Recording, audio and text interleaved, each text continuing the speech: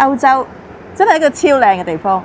淨係諗下可以喺歐洲退休生活喎，諗起都覺得好浪漫。今日我同大家介紹3隻比較容易嘅唔同歐洲國家嘅簽證，俾大家比較一下。意大利，想象下，如果你間屋旁邊咧就係一啲文藝復興時代嘅建築，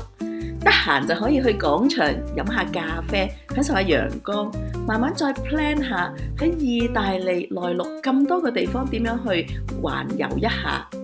咁嘅生活係咪真係好寫意呢？雖然意大利嘅羅馬同米蘭已經變得好貴，但好多外國人，尤其是美國人咧，都識得去一啲2級嘅城市，例如 Tuscany、Puglia、Sicily 同埋 Umbria 嗰度，其實係仲更加靚嘅。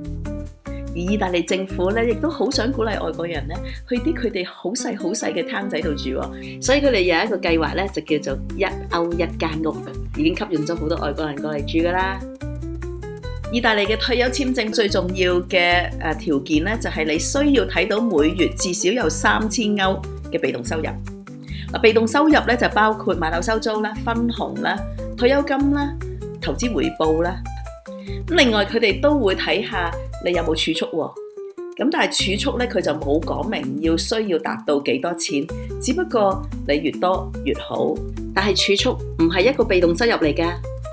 另外仲有一個條件嘅，就係你申請嘅時候咧，要一定睇到有1年嘅租約，又或者喺意大利已經買咗一層樓。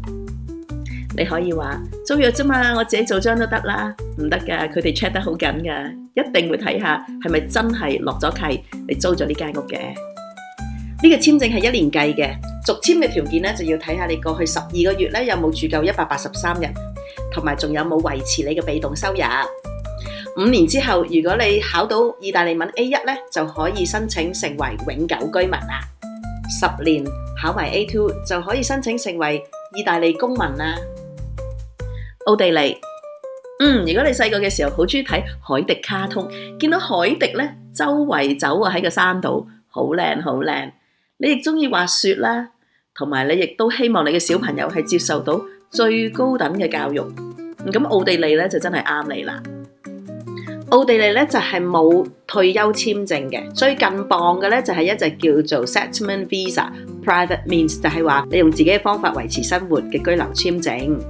雖然呢隻簽證咧你係唔可以喺奧地利受僱，但係你可以自己開公司啦，又或者咧你可以幫一啲喺外國嘅公司遙遠咁喺奧地利幫佢哋工作。呢個簽證第一個要求咧就係一個人計每一個月要有1270歐嘅被動收入，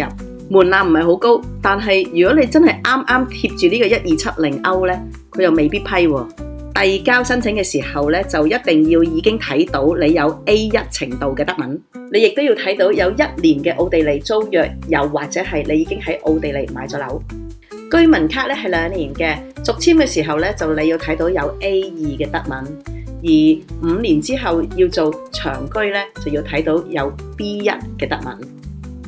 奧地利咧就唔係太鼓勵移民嘅，咁所以咧佢哋每一個地方咧都有一個 quota， 就係1月1號開始派發嘅。如果嗰一年一滿咗個 quota， 冇移民嘅 quota 咧，你就要等下一年噶啦。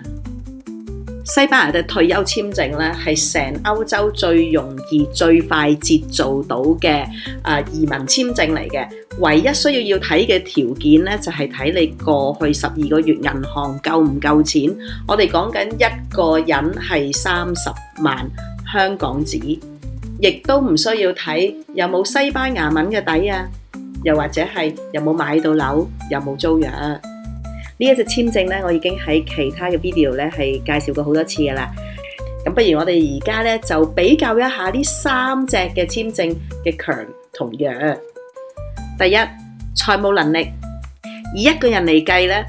意大利係要睇到31,000蚊一年嘅被動收入，奧地利咧就睇到15,000蚊嘅被動收入，但係你搣到呢個 criteria 都未必會批俾你。相對比下咧，西班牙嗰隻退休簽證咧就彈性好多啦，淨係睇你嘅 saving， 一年有30萬港紙就已經足夠。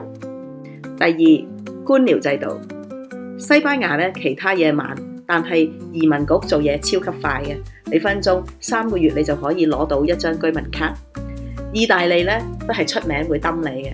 奧地利其實係最差嘅，佢哋好多時要你補文件，又再補文件，又再補文件，呢個就係德國處理做嘢嘅方法。容唔容許你哋住落咗之後可以做嘢賺錢呢？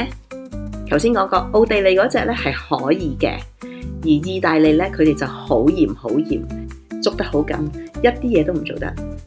西班牙咧佢就話你唔可以做嘢，但係有時如果你係上網教下書啊，嗰啲都係冇乜問題嘅。語言嘅需求，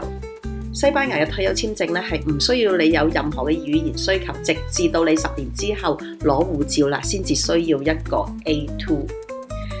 喺意大利咧就係你5年之後攞長居嘅時候就需要有 A1。